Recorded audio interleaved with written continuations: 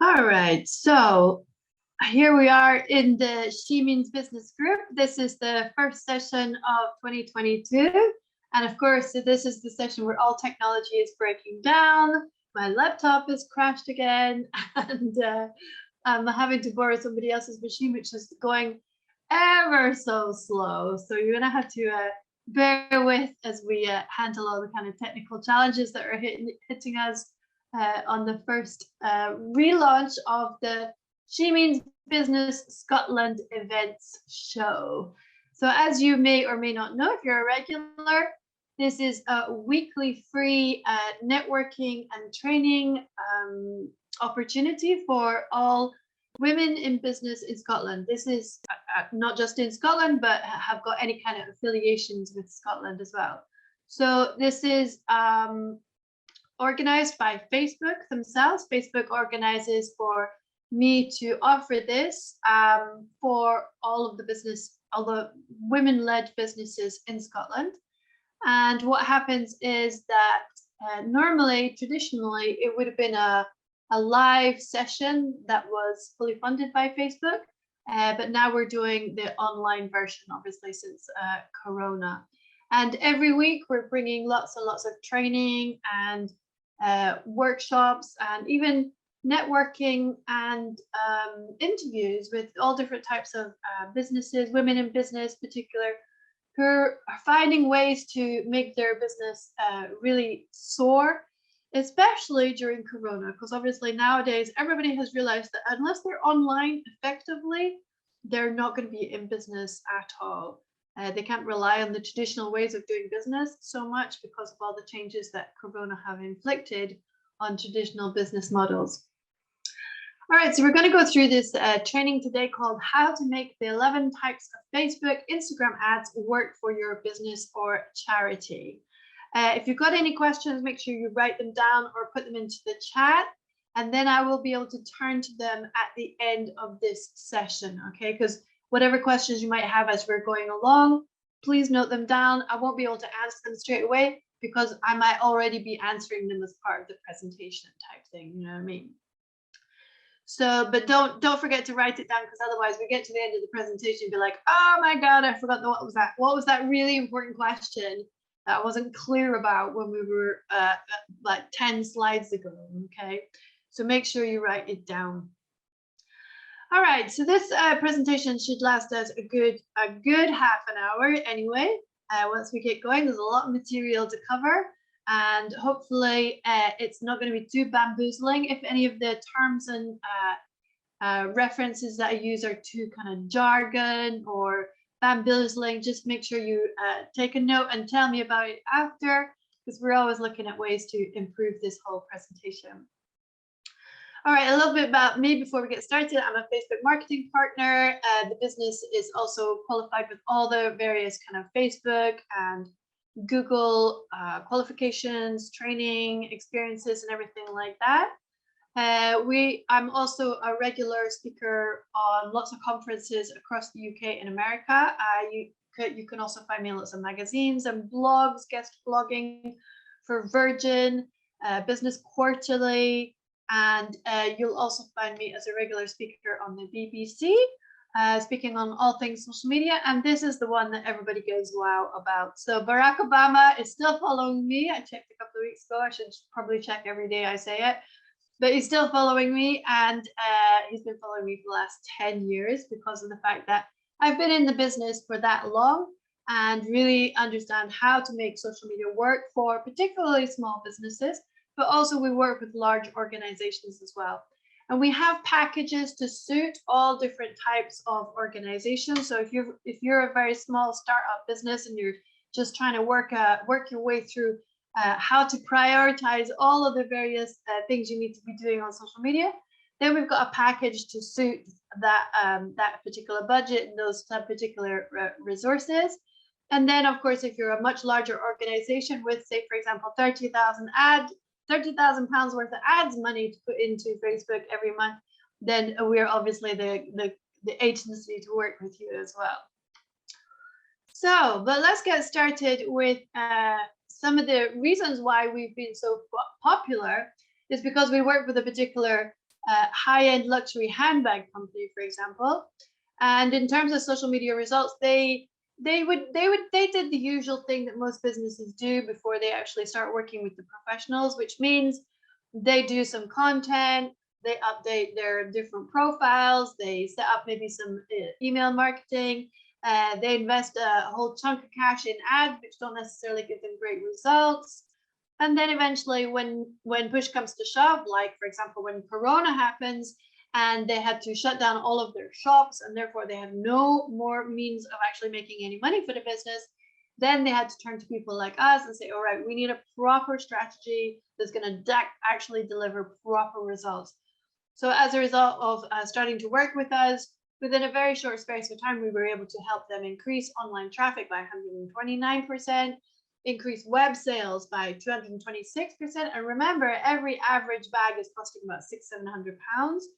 The return on ad spend improved by 225%.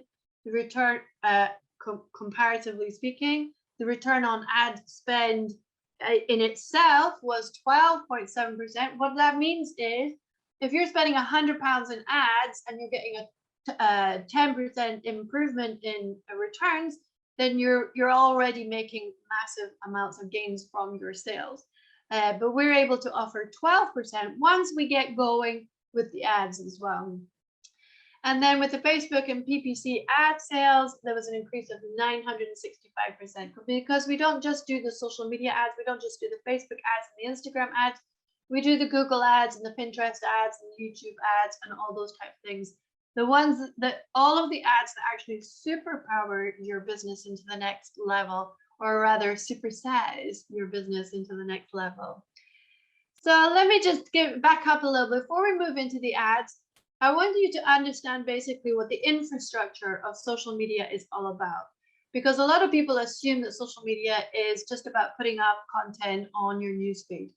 And it's true, social media can be bloody marvelous. However, the reality is, if you still think in 2022 that it's just about shoving content into the newsfeed, then oops, we got a problem, because that strategy may have worked in 2015, but it absolutely does not work in 2022 anymore. So that last slide was basically saying, when was the last time do you think Nike put up a piece of content on their newsfeed? And the answer was 2018, January 2018. Exactly 4 years ago is when Nike last put up a piece of content on their Facebook newsfeed. Why? Because they did all the number crunching. They have all the analytics and experts, a massive marketing team. Obviously, Nike is a marketing company. And 4 years ago, they decided it's not worth our while putting any content into the newsfeed, particularly on Facebook, because hardly anybody sees it. It's not the target audience, and it might be an audience from years ago who are just like mad for Nike, but not actually consumers and purchasers. So what that means is that if your strategy is just about putting content into the newsfeed and hoping for the best, that it's the same as putting a message writing a cute message to Santa Claus at Christmas, putting it into the chimney, and hoping that Santa is going to be able to answer your dreams and wishes. So the thing is, when it comes to social media, everything is important, every single element in the sales funnel. So what that means is, somebody might have come across you on social media through the ads, and then they check you out on your bio, on your profile, and then they might go and check you out on your website, and then they might go and check you out on another post that you might have created, or have a look at your grid. And all of those elements of that customer journey has to be optimized so that you're actually bringing them down into the sales funnel. And why? It's because when people go onto social media, they're not going there with a specific intention of purchasing anybody's products or services. So if I'm looking for a graphic designer, for example, I'm not going to go onto Facebook and start scrolling through my newsfeed or Instagram necessarily and looking for a local graphic designer. That's not going to work. It doesn't really work like that, as you'll probably have realized. If I'm looking for that intention-based type of activity, then I'll go to Google or Pinterest. Pinterest call themselves a visual search engine. or YouTube as well. And in those places, people are very much focused on a specific result that they're looking for. So those are the intention and search-based kind of platforms, whereas the social media platforms are, I want you to think about them as like a serendipity type of purchase or process. So the idea is that people are going into the supermarket, they have the objective of buying some bread and milk and cornflakes, and then they decide through the whole process of going around the supermarket, they keep on filling up their basket with all kinds of bits and bobs that they desperately needed as they were thinking about it, as they were going by. And by the time they got to the till, they're all swearing blue words into the sky because of the fact that they didn't bring the trolley when they swore they were only going in for 3 things. So it's very much the same kind of principle when it goes to social media. Nobody's going there with an intention of buying your products or service, but your opportunity is there to make sure that you are found easily by your target audience, and then grab their attention, stimulate their interest, pique their desire, and that whole process requires some kind of frictionless offer in the process, and then get them to take some kind of action because at the end of the day, if nobody's ever heard of you before, they're never going to purchase from you. So there's going to be a whole bunch of work that needs to be done before they're in a position to be able to make any purchase from you. So with this particular slide, you can take a screenshot, or you can come back to it another time. We'll be doing this particular presentation a number of times because it's such a fundamental piece of understanding that everybody needs to know when it comes to social media. So this is what a classic sales funnel looks like, right? If you're looking at finding ways to bring people into purchasing from us, whether it's a service business or a product-based business, then the top of the funnel, the top of the sales funnel, is where you do all the ads, the Facebook ads, the Instagram ads, the search engine optimization, so that therefore people can basically come across you because of the way that those ads have been targeted at you. And then as you're coming down the sales funnel, they might have already come across you once or twice before, but you're now beginning to build credibility. Trust is beginning to build because they're seeing, okay, you exist. They can see the kind of vibe that you have. They can see what kind of people you've got in the organization, or what the products are, or what the other people are saying about you who've already purchased from you. So that could be all the content that's going on your website, on your social media profiles, your local directories, and all that type of thing. And then in order to stay top of mind, you're doing the social media postings, the email marketing, and the blogging. And that's why the email marketing is so important for your business, because social media is about getting people to be able to find you, but email marketing is about being able to nurture those sales, basically, by providing a great onboarding email sequence and then mailing regularly.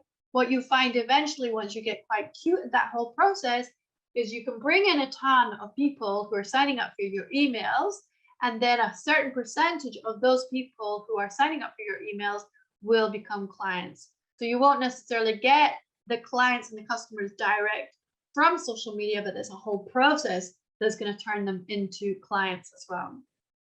So then we have to drive them to the sweet spot, and that means we have to offer them any kind of offer, special discount, call to action, special free download, come to a free workshop, for example. And then we strengthen the relationship by continuing to communicate and build that relationship, so it's not an informal one. So it's not a formal one. We want an informal relationship, so people can really feel like they can communicate with you regularly on Messenger or on WhatsApp or any of those places. And then from that process, once they've actually purchased from you, then they become massive brand ambassadors, and will share some of your content on social media or give a testimonial that they can use, and then basically help you to gain referrals because of the fact that they discovered you, they think you're amazing, and they're happy to participate in your marketing. So that's part of the whole process, not just about creating sales, but creating a whole tribe of people who are happy to recommend you as part of the marketing as well. So this is a quick snapshot of what that sales funnel looks like for service-based businesses. So you can see on the left-hand side, we're going from left to right. We've got the ads, which are taking you to the social media platforms, which are taking you to the freebie, the 15% discount on first purchase, the free download or whatever. Then you go into the email sequence, then you go into the sales page, and then you go into the repeat clients and referrals. And then this is how it looks when it comes to, for example, a disruptive expert business. So if you look on the left-hand side, it's basically nobody's ever heard of you before. They don't care about you. They're not interested in what you do. So whatever you put in front of them, it's always going to be, they're going to carry on scrolling. And it doesn't matter how fabulous your deal is. In fact, if you try and make that deal like 20 pounds for a cashmere scarf, people are just going to be like, what? That's kind of dodgy. We're not interested. So even your pricing and your positioning has to be absolutely bang on, so that when people come across you through the ads, through the social media, they're beginning to understand what are your brand values, what are your USPs, what's your special offer, and what are the testimonials that you're going to be able to experience in order to build up your brand awareness of that particular company and service. And it's pretty much the same kind of thing for products-based business. It's pretty much exactly the same, actually. And that seems like we're going on the wrong direction. Yikes. Hold on a minute. Okay, that's why. Sorry, it's just because it's a different laptop to the one that I'm used to, that I'm getting all fingers and thumbs going on there. All right, so then we can have all different kinds of ideas, story ideas that you can build up for a month. And then we normally, when we're working with clients, we're helping them either in the coaching or in some of the kind of training packages that we have, or indeed with the social media management, where we're helping them come up with the whole idea of how to set up those sales funnels, so that whatever content you're putting up from now on is always driving people into that sales funnel, no matter what. And you're always providing extraordinary value in your social media, as opposed to what most businesses do, which is basically go, what am I going to write about today? I have no idea what I'm going to talk about today, basically. So that's how that whole kind of serendipity journey goes. You know, they're going into that supermarket and they're coming out with their product. They're going into Facebook or Instagram or Twitter or LinkedIn. They don't have an intention of purchasing or what you've got, but ultimately the whole process that you're doing is locking them in, because you're speaking directly to their pain or to their desire. So that whole process works exactly the same. This is the product one that I was going to be referring to. So up at the top, you've got the ads, you've got the search engine optimization, we've got the networking activity, and then you've got the social media, and then the whole process for going down the ways. And then it gets all kinds of complicated and everything when we're going through that whole process. I don't want to spend too much time on it, but for this one, I want to just say that the idea that putting the content into the newsfeed and hoping for the best is pretty much dead. Nowadays, you're lucky if that content on Facebook gets seen by 5% of your audience. Very lucky.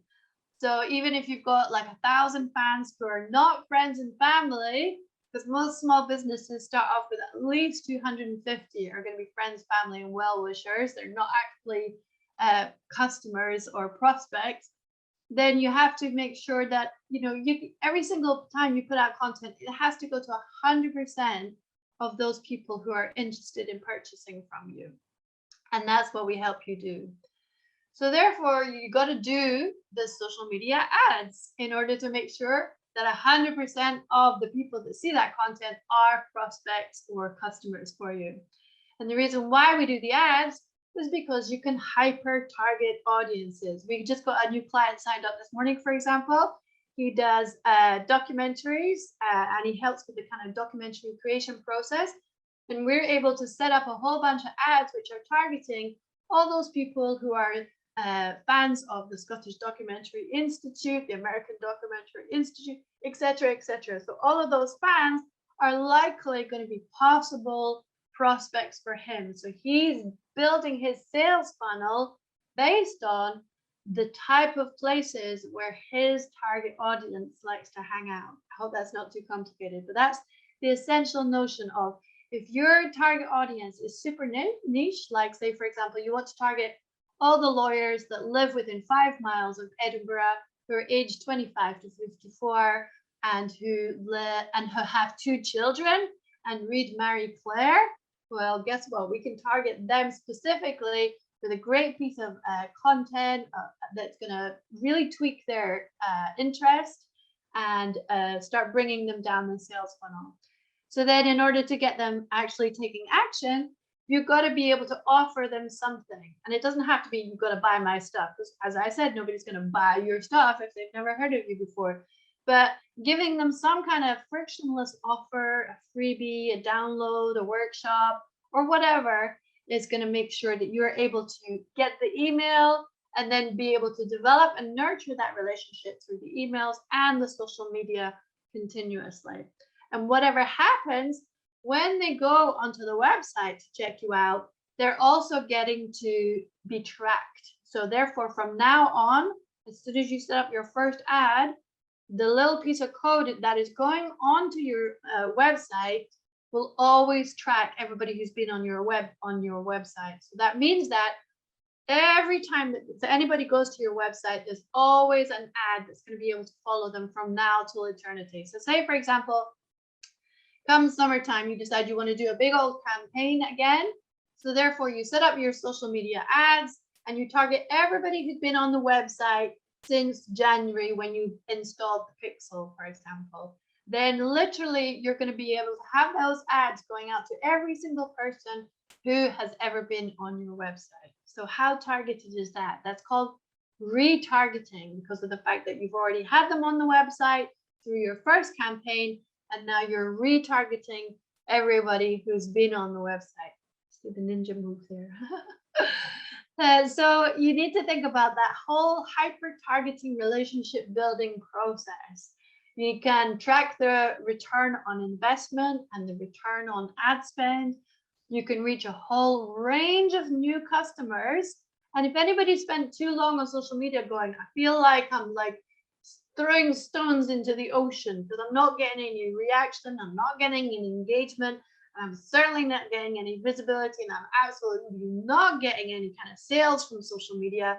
Well, guess what? Using the ads, even for a couple of quid per campaign, is going to get you some new customers if you set all the customer touch points up properly along the way. So it's going to give you definitely more sales. I mean, with the luxury handbag company, they're not spending £30,000 on ads unless they were getting at least £400,000 in sales on the back of it. They've got low entry costs. Anybody can set up the ads, no matter what kind of business or charity that they are. You can gain massive amounts of audience insights. A wide range of formats are available. You can accomplish more of your business goals, drive website traffic, and of course, build that fantastic website database from the warm traffic. So the 3 types of social media audiences I want you to think about are the cold audience, the warm audience, and the hot prospects. So which one do you think is going to give you most of the love, most of the sales? It's obviously going to be the hot prospects, but in order for them to become hot prospects, you need to work with first a cold audience and then put all kinds of content in front of them so that you are nurturing them into becoming a warm audience, those people who are, watching the video, maybe 20% of the video, or handing over their email. They're now turning themselves into hot prospects. So that's the whole process that we develop when we're setting it all up.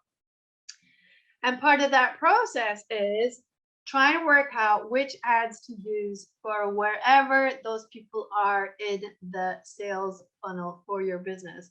So Facebook actually makes it really easy. First of all, they make it easy, but they make a lot of money out of small businesses. I mean, they've now hit trillions of dollars in profits. So that I think they're the first company ever to hit $1 trillion turnover. And the reason why is because everybody clicks on boost post. So from now on, Nobody is allowed to click on boost post ever again in their lives, because that is literally where you drop money into the drain.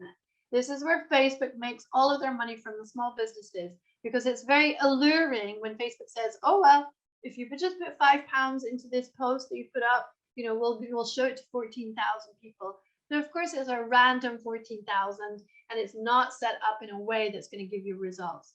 So therefore, you have to go into the ads manager, into the business manager, and it's a little bit more scary place, because there's not very many amateurs that hang out in there. This is where all the professionals hang out, in the business manager and the ads manager.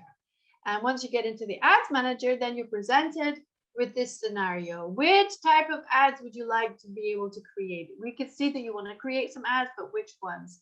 And they give you 3 opportunities. The one is the brand awareness. That's for the cold audience. Next one is the consideration ads, which is for the warm audience. And then the next ones are the conversion ads, and that is for the hot prospects. So the mistake that most small businesses make is that they try and go straight to the conversion ads, set up an ad that says, buy my stuff, and then they spend a fortune on it and then complain that nothing happens. And the reason is because they haven't gone through the whole process beforehand. You need to go and do the brand awareness ads before you do the consideration ads. And then from all of those people that have been on your website, engaged with your post, watched some of your videos, handed over an email or messaged with you on Messenger, then you can retarget them with a retargeting campaign and then give them that sales opportunity. So that's roughly how the whole process operates. So I hope that's as clear as day, or as clear as mud, as my mom would say. And the thing is, I mean, it does sound, you know, a little bit complex and stuff if you're coming across it for the first time. But I mean, I always want to try and give everybody an opportunity to understand what is going on in the minds of the consumers, you know, because a lot of businesses will be like, yeah, well, I mean, I just go and buy the stuff that I need. But there's a whole psychology in the whole process, even of buying salt. So you don't necessarily recognize yourself as a particular salt buyer, but if here I give you the options of all the different types of salt you can buy, then you'll automatically say, oh, well, I'm that type of salt buyer as opposed to that type of salt buyer. So therefore, the reason why we give them all that kind of information is because you now understand, right, if I'm a commie chef and I wanted to be a fantastic chef in the future, I'm definitely going to buy that World Salt Collection, which is 24 pounds, a little tiny pot, but that gives exactly what I need for my world-class culinary activities, as opposed to if you're operating some kind of school canteen where you're going to have a different requirement for salt, or if you're a nice middle-class person from Edinburgh who likes to be environmentally conscious and have healing properties as well, then all of these purchase decisions that you make tell everybody and yourself what type of person that you are. So every time you make a purchase, no matter what that purchase is, it says a lot about the type of person that you are. And that is an important way to understand how the marketing process works and doing that analysis. So I don't want to spend too much time on these slides here, but this is a kind of description of what type of brand are you, whether you're a disruptive brand, if you're conscious and environmental, if you're a service-based brand. There's a whole range of 10 different types of brands. You could be innovative, value, and performance. And the reason why you need to understand these is because these are particular emotions that you need to evoke. As soon as somebody sees that logo Apple, or sees that logo Asda, or sees that logo Subway, for example, they automatically have assumptions about the type of price, about whether it's cheap and cheerful, whether it's innovative and high quality, if it's service-based or high value, or, you know, is it luxury, or is it contemporary, or is it experience-based? So all of these emotions are built into the brand, right? So therefore, you know what Levi's stands for, where they are kind of positioned. You know the difference between the Levi's brand and Wrangler's brand and Tesco's brand and then some of the high-end luxury jeans brands as well, because of the way that the whole principles of what's happening with the marketing is infused into the emotions of that product. So most businesses that go into business, they think it's just a transactional thing. I'm going to sell my trainers for 52 quid because I figured that that's the market that I'm going for. But they haven't spent the time infusing the emotions that they need into the positioning of the brand, so that the person who's purchasing it can say, yeah, I'm that person who buys those trainers, those jeans, and I'm not that person who buys those ones for, not for price reasons, but for the other emotional reasons that go on. All right, so I don't want to go into too much details. That's a big, big topic in its own right. But I'm just giving you a quick introduction to the whole kind of psychology, mindset, sales funnel, ads, and process that go into making sure that you've got it bang on for when you're doing all of your campaigns from now on. So when it comes to actually setting up your ads, you need to think about, your brand awareness and your reach ads. These are the ones going out to the people who've never heard of you before. In marketing Fight Club, we call it, nobody gives a damn about your products and services. Nobody gives a damn about you. Nobody gives a damn about your company. So you need to find ways to make them give a damn about everything that you're doing to the right audience. So it's all about helping to make sure that you're more recognizable to them. You're promoting your unusual selling prospect. You're building trust, which is the second most important value behind price. And then you're making sure that they understand where you are positioned in the market, so that they can vibe with all of the people in the tribe who also purchase from you.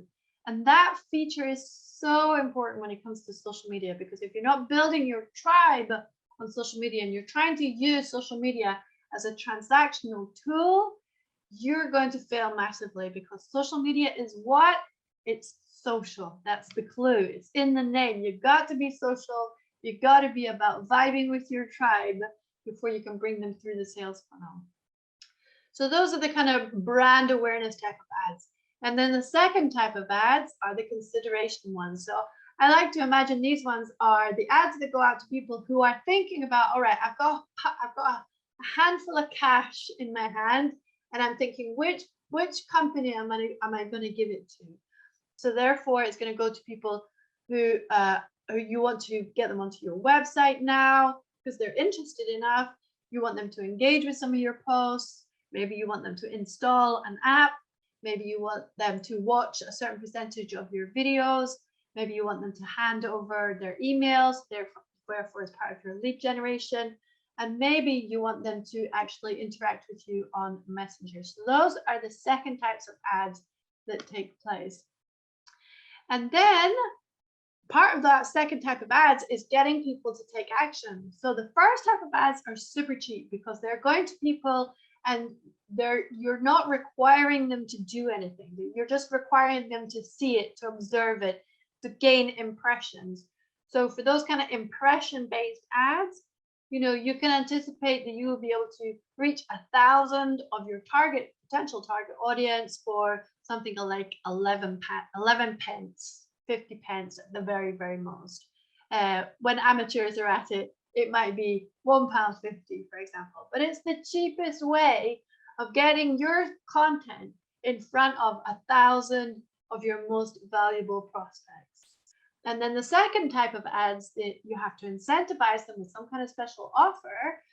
And therefore, they're going to be more expensive, these ads, because then now you're expecting them to do something. You're expecting them to click through, hand over an email, interact, and everything like this. These ones are much more expensive than the first ones.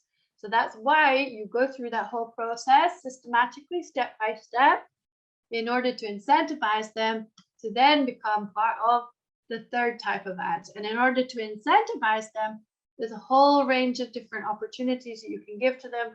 You can offer them rewards, free post and packaging, free cheat sheet, bundle deals, buy one, get one free, all that kind of stuff. Try before you buy, 1 month's free trial, all that kind of stuff in order to get them coming back. And this is the point where traditional media absolutely hates social media. So like all the newspapers, TV and radio hate social media. All you're going to hear about is it's bad for mental health and it's terrible for our privacy and all those kinds of things.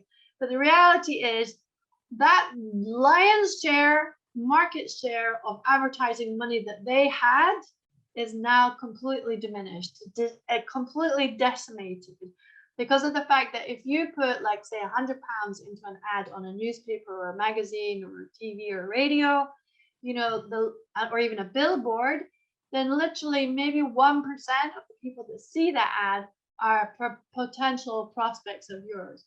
Whereas if you put £100, that same £100 into an ad for your business, let's say it's a ski shop, and you're saying, okay, I want that £100 to go to as many people as possible who are fans of skiing, who are fans of the Val d'Isère, who are fans of all the ski resorts, who are fans of ski magazines, who are fans of the different brands, who are fans of your competitors, who've already been on your website, who've already handed out your email, who've already purchased something from you.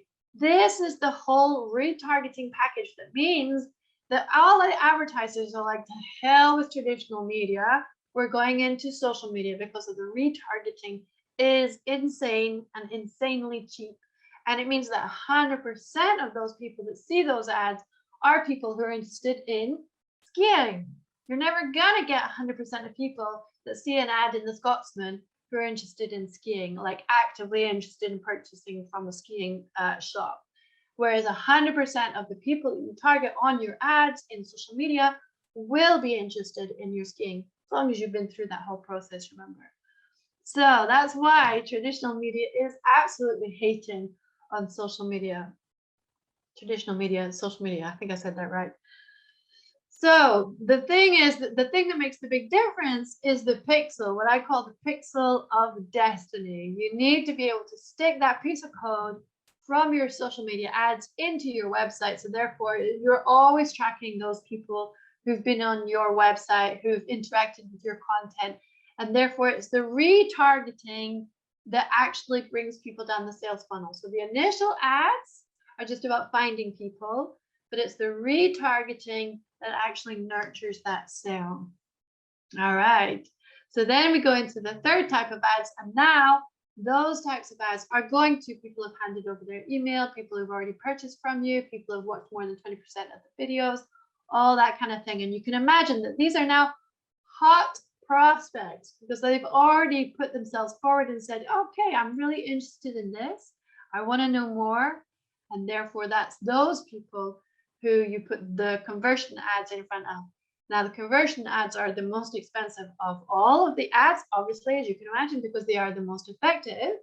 However, if you don't do it properly, they're the most expensive and the ones who are not going to give you any results whatsoever. Do you know what I mean? So there's a whole process involved. But if you do it right, this is where you get the return on ad spend, the return on investment. Okay. So I want to give you a classic example of how this works. I was listening to Spotify the other day, and I was listening to a podcast on Spotify, and suddenly the ads came up, and the ad said, if you're thinking about being a member of the army, be all you can be, make 2022 a fantastic year. Go and search army jobs online. Okay, that was the message coming through my airwaves in my living room. So then you go on to Google and you search army jobs, and they have spent money on Google Ads to make sure that army jobs comes up, the army website comes up, and you go directly to the right page to find all the information about army jobs. And then, of course, on that website, what have you got? You've got the website pixels. So therefore, everybody who's been on that website now is getting retargeted. So whenever that person is now going onto Facebook, Twitter, or anywhere else, then they're getting another message going, hey, you're going to be wanting to make the most of your life, make your parents proud of you, blah, blah, blah, whatever kind of messages. They're going to keep coming at you with messages that have come from the fact that you went onto that website, and then you maybe handed over the emails, and then you just keep on working through that whole process so that you invite them to the workshops, so that you can discuss the issues with a sergeant major locally. We've got a special event happening on Friday. Why don't you come along? And then we start doing the conversations, the customer service, the upselling, and the cross-selling. It's as magical as that. So what I want you to take away from today's session is that successful social media is not built on impressions. That's just the early stage, if you're lucky, of getting in front of the right people. But it is based on creating great online relationships. And that is what marketing is about. It's not a transactional thing. It's a relationship building experience. So if you've enjoyed that session and you want to find out more how we can help you actually develop that whole service sales funnel for your business, as I said at the beginning, we've got packages that will suit people with very small budgets, which are going to be coaching packages. And then, of course, we've got the more expensive packages where our team will actually do all the content for you and set up all the ads for you and the whole email onboarding sequence for you as well. So book a one-to-one strategy call with me if you want to chat through your options and what you're thinking about doing. And I want to ask you, what is the cost of not taking action in 2022? If you want to get different results in 2022 than you have in 2021, you're going to have to change up your ideas of what success looks like. Because doing the same as what you did last year will not give you the same results. It will give you worse results because of the fact that there are more and more people coming into your space, more and more competitors. They're getting better at their strategies, getting better at their whole marketing position. So by doing the same as what you did last year means you're going backwards. So you always have to improve your strategy no matter what.